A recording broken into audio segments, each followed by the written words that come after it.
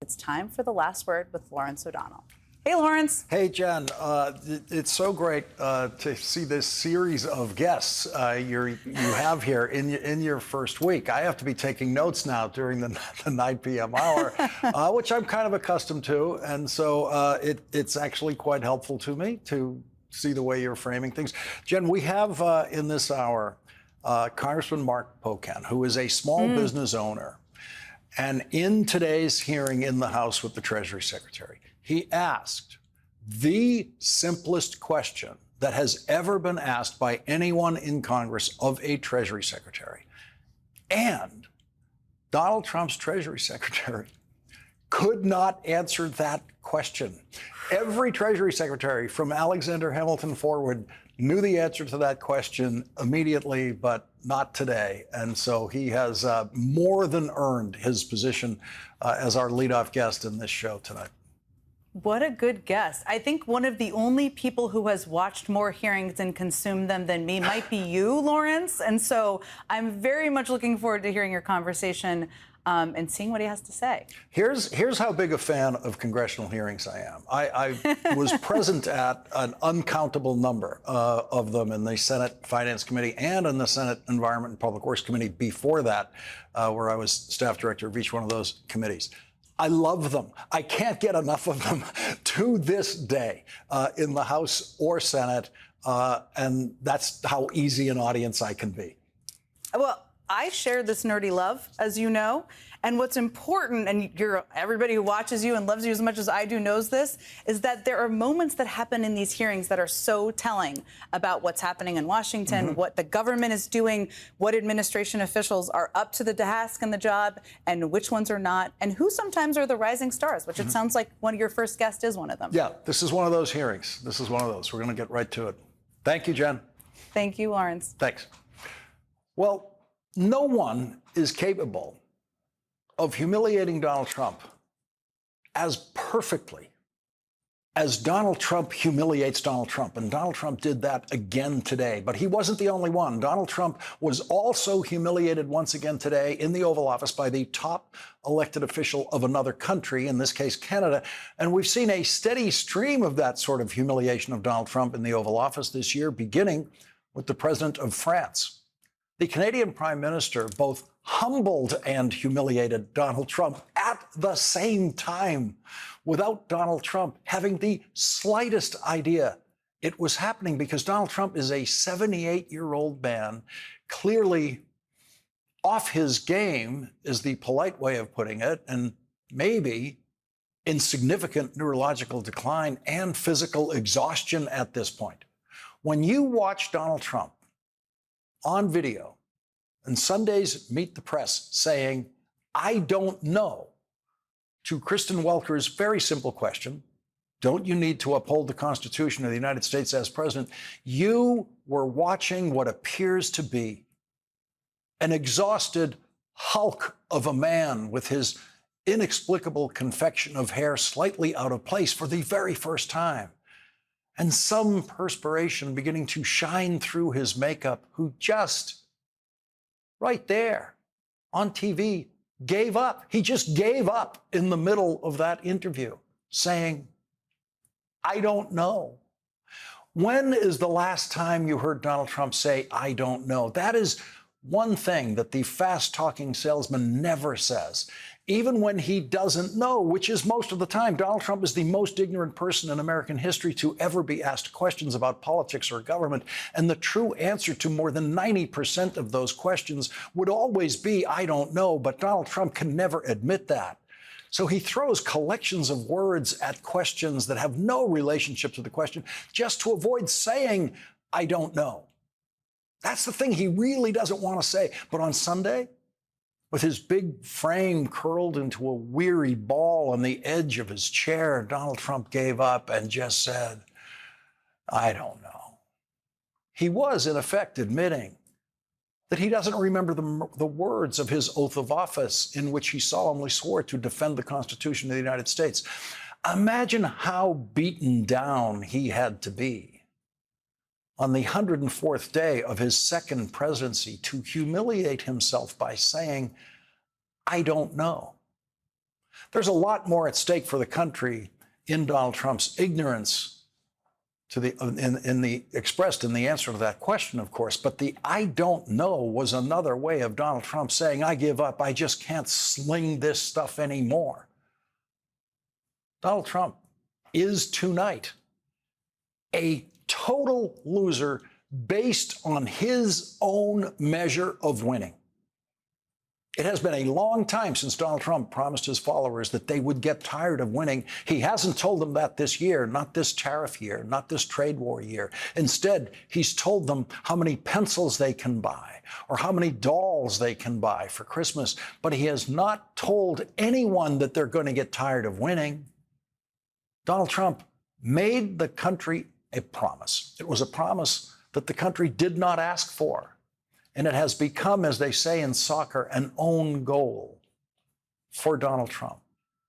Donald Trump promised 90 deals in 90 days after he crashed the stock market by starting a worldwide trade war, which Donald Trump is very much losing, according to his own standard. Donald Trump promised 90 deals in 90 days 25 days ago. So we're going to run 90 deals in 90 days is possible. The boss is going to be the chief negotiator. The boss is going to be the chief negotiator. Wow, that's great. So that's the first time in history that the president of the United States would be the chief negotiator of any trade deal. And as of tonight, the chief negotiator, Donald Trump, is showing the world what the art of no deals looks like. Donald Trump has exactly 0 deals in 25 days. I have a deal. Done. But I need to wait for their prime minister and their parliament to give its approval, which I expect shortly. Well, I'm not going to tell you what country. He was lying, of course, and I told you that night that he said that the most incompetent Commerce Secretary in history had no deal. None. That was 7 days ago. And Howard Lutnick has not dared to say that again, has not dared to say again that he has that deal, because he has no deal. Donald Trump has not negotiated a single deal, which means in his own terms, he is the loser in every one of the 25 deals he is supposed to have negotiated as of tonight. He has lost 25 times because he has gotten absolutely nothing in those 25 days. But that hasn't prevented Donald Trump from lying about it. Here's Donald Trump 2 weeks ago in an interview with Time magazine. Question: there's 0 deals so far. Why is that, Trump? No, there's many deals. Question: where are they? When are they going to be announced? Trump: you have to understand, I'm dealing with all the companies, very friendly countries. We're meeting with China. We're doing fine with everybody, but ultimately, I've made all the deals. That was a lie. 0 deals. The art of no deals is to simply lie about mythical deals. Someone must have told the Treasury Secretary that it is against the law to lie to Congress, because this is what Donald Trump's Treasury Secretary told a House committee today. China, we have not engaged in negotiations with as of yet. Donald Trump said 2 weeks ago that Donald Trump, was meeting with China. We're meeting with China. Those were his exact words. The Treasury Secretary today said, no, that's not true at all. Not one word has been spoken to China. None of us are meeting with China. The president wasn't telling the truth. That's what the Treasury Secretary told Congress. So there's Donald Trump's Treasury Secretary humiliating Donald Trump today and knowing he can get away with it because he has seen Donald Trump up close this year. And he probably knows that the Donald Trump who is now mired in the 25th day of the art of no deals is not spending his day watching the Treasury Secretary testify about Donald Trump to a House committee. No. Donald Trump spent some of his day with the electorally victorious new Prime Minister of Canada, who won an election that was fueled by Canadian voter intense opposition, is the kindest word to put on it, opposition to Donald Trump. The very first president of the United States to actually offer himself as a candidate for Canadians to vote for on Election Day in a social media burst of Trumpian constitutional dementia. You're about to see the video of Donald Trump achieving the art of no deals once again today in his utterly demented attempt, this time on TV, to make Canada the 51st state. What you are about to see is the President of the United States, who sounds like he is out of his mind, sitting beside a real head of state who obviously, though he must have expected it, still can't really believe what he's hearing in the Oval Office. And you will watch how the Canadian Prime Minister says absolutely no to Donald Trump to his face, with Donald Trump far too exhausted at this point to try to interrupt the way he did when Ukraine's President Zelensky was sitting beside him in the Oval Office. Things have gone very badly for Donald Trump every day since President Zelensky was in the Oval Office. And Donald Trump had no fight in him today when the very polite Canadian beside him talked rings around Donald Trump like a ringmaster in a circus with a trained animal, threw in some magic words that sounded flattering enough to Donald Trump so that Donald Trump actually, and you'll see this, ends up nodding and agreeing with the man who is humiliating him and defeating him right there in the room on TV. The first thing you will hear Donald Trump say after the Canadian Prime Minister has humiliated him is, "That's true." That's what Trump says.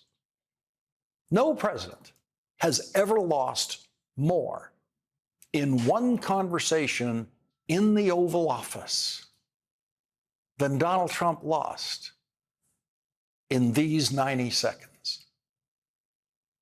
I'm a very artistic person, but when I looked at that beauty, I said, that's the way it was meant to be. But, you know, I do feel it's much better for Canada. But we're not going to be discussing that unless somebody wants to discuss it. I think that there are tremendous benefits to the Canadian citizens, tremendously lower taxes, free military, which honestly we give you essentially anyway because we're protecting Canada if you ever had a problem. But I think it would really be a wonderful marriage because it's two places that get along very well. They like each other a lot. Well, if I may, as you know from real estate, there are some places that are never for sale. That's true. We're sitting in one right now, you know, Buckingham Palace that you visited as well. That's true. And having met with the owners of Canada over the course of the campaign last several months, it's not for sale, won't be for sale ever. But the opportunity is in the partnership and what we can build together. And we have done that in the past. And part of that, as the president just said, is with respect to our own security. And my government is committed for a step change in our investment in Canadian security and our partnership. And I'll say this as well, that the president has revitalized international security, revitalized NATO, and us playing our full weight in NATO. Kind of sad. The old guy slumped forward in his bad posture, the Canadian sitting up, the Canadian talking rings around him. Prime Minister Mark Carney, you can see, thinking of mind racing while Donald Trump's saying these insane things. And then finally, when the Prime Minister gets his shot, could not be more calm. And Donald Trump doesn't even understand what's happening on the Canadian side of that conversation. The other deal Donald Trump failed to make right there in that room on TV was a trade deal with Canada, which Donald Trump has been promising all year. Now, to make a new trade deal with Canada, Donald Trump will have to legally amend through a vote in Congress, the trade deal that he already has with Canada, that his administration negotiated in the first Trump presidency. That was the rewrite of the North American Free Trade Agreement, which Donald Trump signed into law in 2018. That agreement, which Donald Trump signed into law, makes it legally impossible for Donald Trump to reach a trade agreement with Canada without also reaching a trade agreement with Mexico at the same time. Are you optimistic? Can we make a deal with Canada? I think it's really complex. I think this is really complex because they have been basically feeding off of us for decades upon decades upon decades, right? Wrong. But what could possibly be the problem? The boss is in the room with the boss of Canada. Why couldn't the boss make a deal today? The Lutnicks in the Trump administration never said it's very complex. When they promised 90 deals in 90 days, Donald Trump is now refusing to do joint press conferences, the standard thing with visiting heads of state, because he does seem to have figured out exactly how much humiliation would be heaped upon him in such a press conference. Prime Minister Mark Carney had a few things to say, though, after teaching Donald Trump a few lessons in the Oval Office. I was watching your face through the meeting in the Oval Office, and I wondered what was going through your mind when the president talked about erasing the artificial border and how he criticized your predecessor and Madam Freeland. Thank you for your question. I'm glad that you couldn't tell what was going through my mind as that was going through. With respect to the first point, the president has made known his wish about that issue for some time. I've been careful always to distinguish between wish and reality. I was clear there in the Oval Office, as I've been clear throughout on behalf of Canadians, that this is never going to happen. Canada is not for sale. It never will be for sale. Some things, as I said in the room, some things are never for sale, and he agreed with that. I distinguish between the two. Have you asked the president to stop calling Canada the 51st state? Yes. When did you ask him? Today. What was his answer? Well, we'll look. I don't know. He's the president. He's his own person. I would go back to showing the difference between a wish and a reality. We're very clear. I've been very clear publicly, consistently. I've been very clear in private. I was clear again in the Oval Office. Would be clear throughout. The president, he understands that we're having a negotiation between sovereign nations, and that we will only pursue and accept a deal that's in the best interests of Canada, not just in the short term, but in the medium and long term for Canada. Which country do you think is prouder today of their highest ranking elected official? Canada or the United States? That view you just saw, by the way, is the view from the Canadian Embassy, which is one of the largest, if not the largest, embassy buildings in Washington. And it is the closest embassy to the capital of the United States, a deliberate choice by Canada and the United States to show how close these two governments are supposed to be and always have been until Donald Trump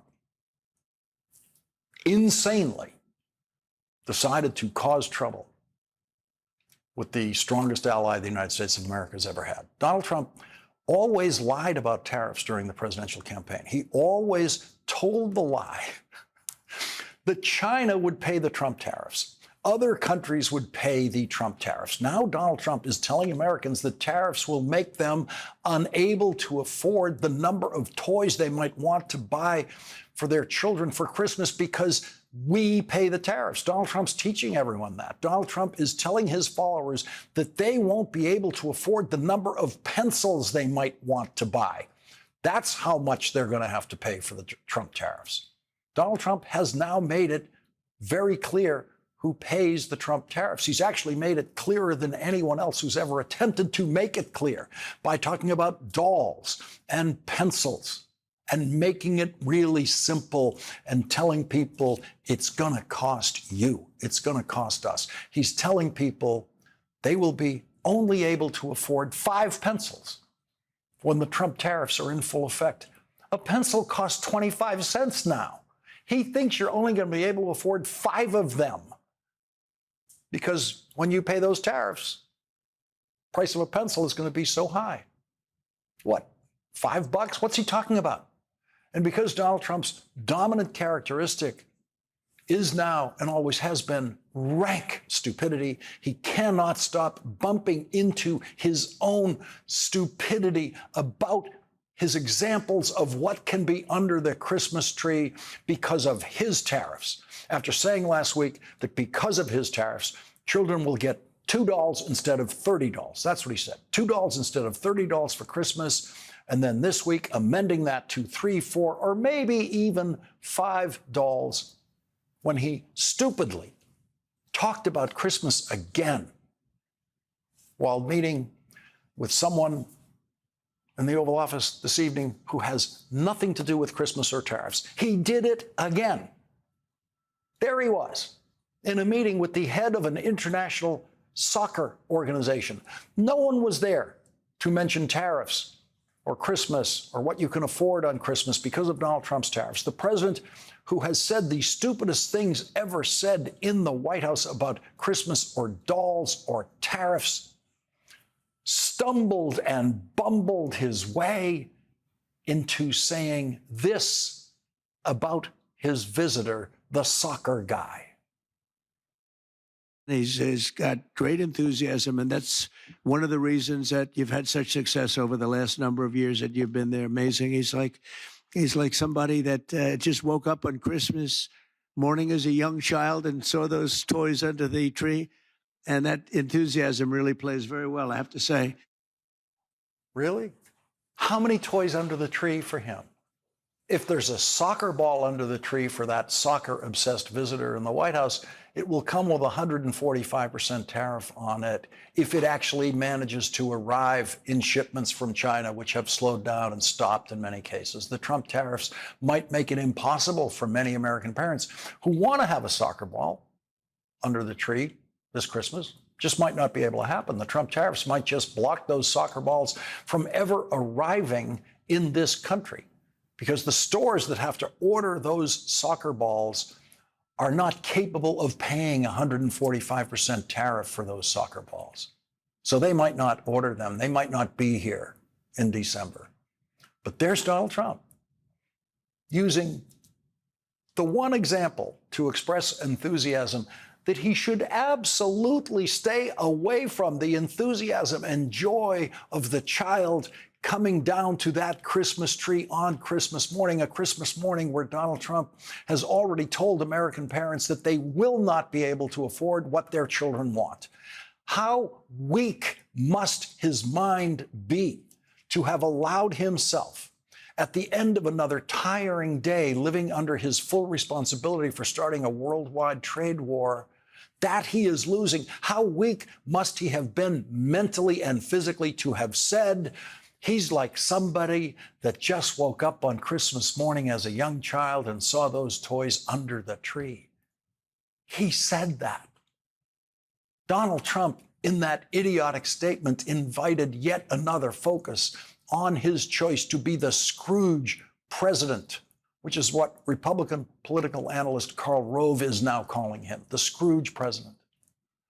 Donald Trump's example of there being only $2 under the Christmas tree this year, which earned him the nickname Donnie $2 on this program last week, has quickly and vividly taught any Americans who did not already understand it that we are the ones, and the only ones, who will pay the Trump tariffs. Every penny of an American tariff, every penny of a Trump tariff will be paid and can only be paid in the United States by American companies and consumers. Tariff revenue enters the Treasury of the United States only from within the United States. Every Treasury Secretary from the first, Alexander Hamilton, onward, has known that. Every member of Congress has always known that. Every member of the Senate, every president always knew that. But today, with Donald Trump's Treasury Secretary testifying to Congress, knowing that lying is against the law, he tried desperately to evade a very simple question posed by our first guest tonight. Who pays tariffs? Who pays tariffs? Sorry, well, who pays tariffs? Sorry, Mr. Secretary, please. Excuse me. The question is very simply, who pays tariffs, Mr. Chairman? I'd like him to answer that question. Well, he wants to answer other questions. Well, Congressman, if the exporters, they dislike tariffs so much, why wouldn't they? If I think what you're trying to get me to say. Did you remember the question? I'm not sure you did. Who pays tariffs? It's a very complicated question. Reclaiming my time. People pay tariffs, right? Reclaiming my time, Mr. Secretary. Reclaiming my time, Mr. Secretary. As a small business owner, and unfortunately, I'd like that time back since you failed to recognize me for 30 seconds. So I just recently, from one of my suppliers, got the tariff surcharge on things. And in addition to the tariff surcharge, guess what else got raised?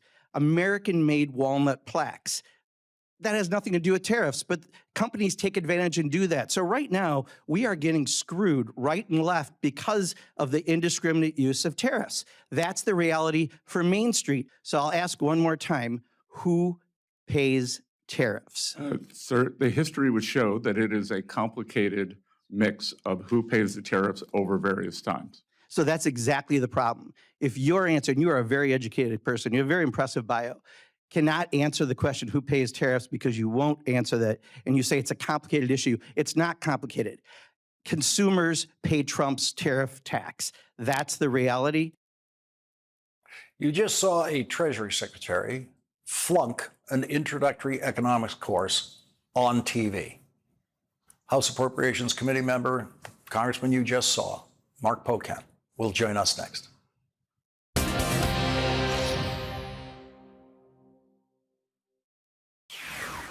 So I'll ask one more time, who pays tariffs? Sir, the history would show that it is a complicated mix of who pays the tariffs over various times. So that's exactly the problem. If your answer, and you are a very educated person, you have a very impressive bio, cannot answer the question who pays tariffs because you won't answer that, and you say it's a complicated issue. It's not complicated. Consumers pay Trump's tariff tax. That's the reality. Joining us now is Wisconsin Congressman Mark Pocan. He is also the owner of Budget Signs and Specialties, a small business in Madison, Wisconsin that has been in business for 37 years, a member of the House Appropriations Committee. Congressman, thank you very much for joining us, and thank you for teaching Congress, your colleagues, and everyone the lesson of the value of the simple question. That was the question of the day. Thank you very much for asking it. Were you at all surprised by not getting an answer? Thanks for having me, Lawrence. Actually, yes, it was a simple question. I had a whole lot more. I wanted to go into a number of the businesses in Wisconsin, in my district, that are negatively affected. I didn't think this was going to be the stumper. I thought, you know, we might have a little talk about maybe it's the importer, but that gets passed on to the consumer. But it was such a simple question that he couldn't give an answer to. It really shows that, you know, Trump's tariffs are ultimately a tax on the average person in Wisconsin and across the country, and they just don't want to admit it. So while they're not winning on getting any trade deals, at the same time, we're all paying more and more for goods because Donald Trump seems to somehow think he's being creative with throwing indiscriminate tariffs everywhere. Well, Donald Trump's now admitting who pays it. That's why he's saying you can only afford $2 for Christmas instead of the $30 that I guess he thought people were planning to buy for Christmas. Donald Trump's making it very clear, but you could see the Treasury Secretary worrying, knowing that Donald Trump lied every day of the campaign about China paying the tariffs, and the Treasury Secretary is afraid of contradicting the campaign lie. Tell us about your own experience in your own business with what these tariffs mean. Yeah, so one of our suppliers came and they had told us we were going to get an increase based on the tariffs that were coming in, and we got the increase on some goods that came from China, but I noticed we also got it on some American-made products, and that's part of course, what you would expect to happen in a free market. Unfortunately, they're not just going to raise the prices on things directly impacted, but they raised prices on some other things. And also, you know, if I was that supplier, how do I know where the tariffs are going to end? Because any given day, tariffs could be different. They're on, they're off, some are on, some are off. I mean, it's so indiscriminate. I use this, unfortunately, graphic comparison. It's much like a monkey throwing dung. That's how President Trump is throwing tariffs, and you never know where it's going to land, but you know it's going to make a mess. And that's what we're all experiencing. Yeah, the very point of tariffs, the actual intention of them, is to deliberately raise prices in the American economy. And because prices for goods are higher, the theory is that the American manufacturer of, say, that wooden plaque you were talking about, they can now raise their prices because the foreign competition has been forced by law to raise their prices. Yeah, and again, that's part of what we all have to explain about tariffs. And Donald Trump just lies and lies about this. And at the end of the day, Donald Trump won because of the economy. Half the people on exit polls said they voted for him because of the economy. He promised to reduce costs on day one. We're not winning on that front. In fact, things are more expensive now because of tariffs, and we're going to see them get more and more expensive. I mean, we're just starting to see these tariff add-ons coming from various suppliers, but people are buying right now their Christmas inventory, so it is a good reason for Donald Trump to talk about it. But you may not experience that for another 5 or 6 months down the road. But right now, they're trying to get all this money, and part of it is artificial revenue from tariffs. I really believe, Lawrence, is to fund their now $5.5 trillion tax cut for Elon Musk and Donald Trump and the wealthiest in this country. So never forget, their holy grail is this tax cut for the richest.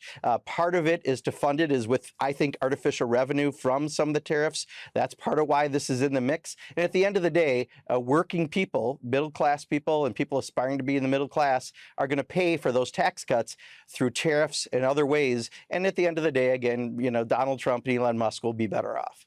Congressman Mark Pocan, thank you very much for joining us tonight. And thank you so much for making the best question of the day a 3-word question, a lesson for everyone in every congressional hearing about how simple is the best way. Thank you very much. Thank you.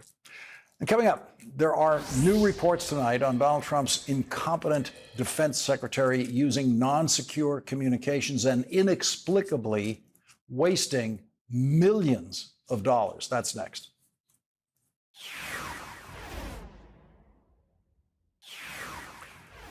We have new reporting tonight on Donald Trump's defense secretary, Pete Hegseth, the most unqualified and incompetent secretary of defense in the history of that position.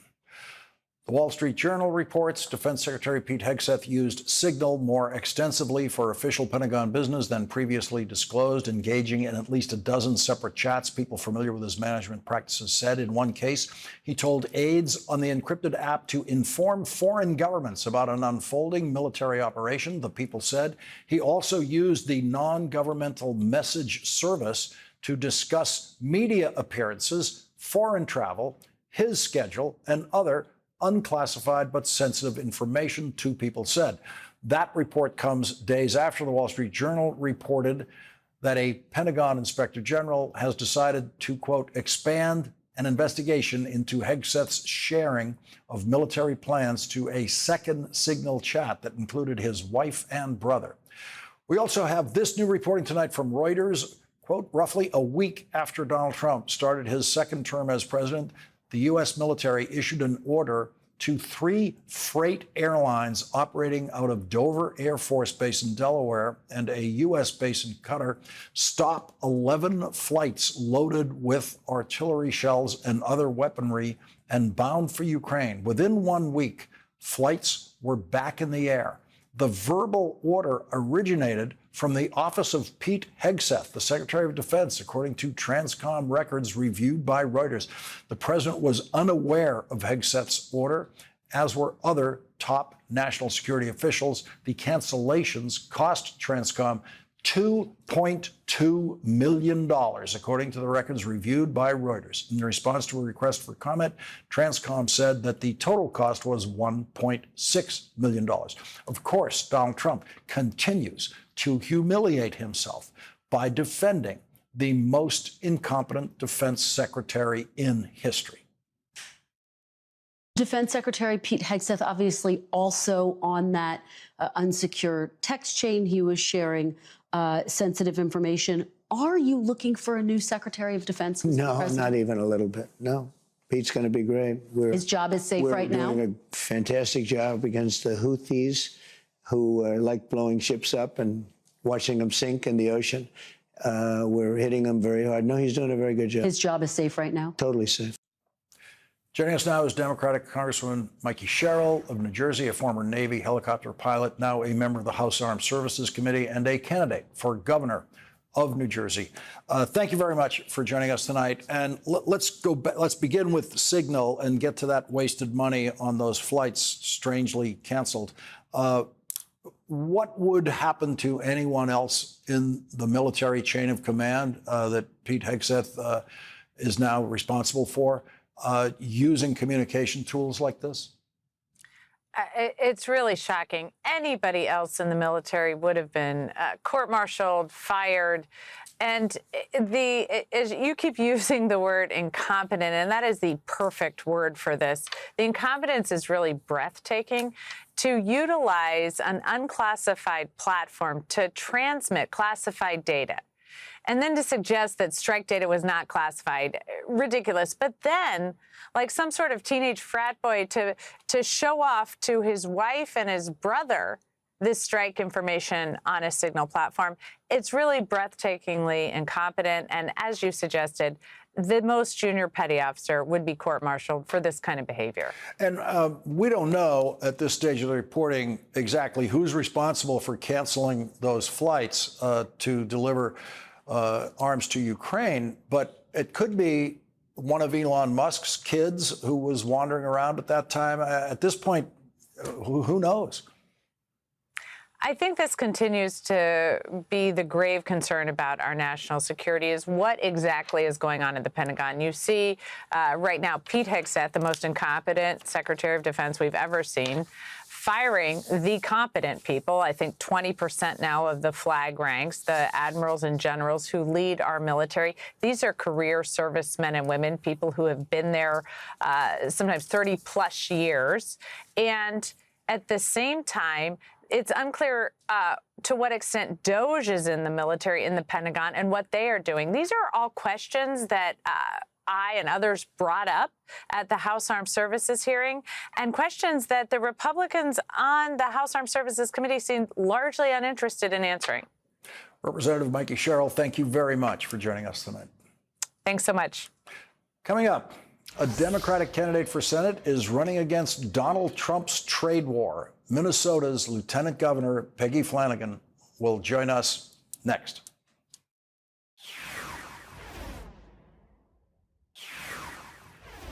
And we have another candidate for Senate running against Donald Trump's trade war. Minnesota's Democratic Lieutenant Governor Peggy Flanagan, who is also the highest-ranking Native American woman elected to office in the United States, is now a candidate for Senate in Minnesota, where Democratic Senator Tina Smith has announced she will not be running for re-election. A loud, clear voice. That's what my Ojibwe name means, and it's core to who I am. So I'm going to be loud and clear about what's at stake right now.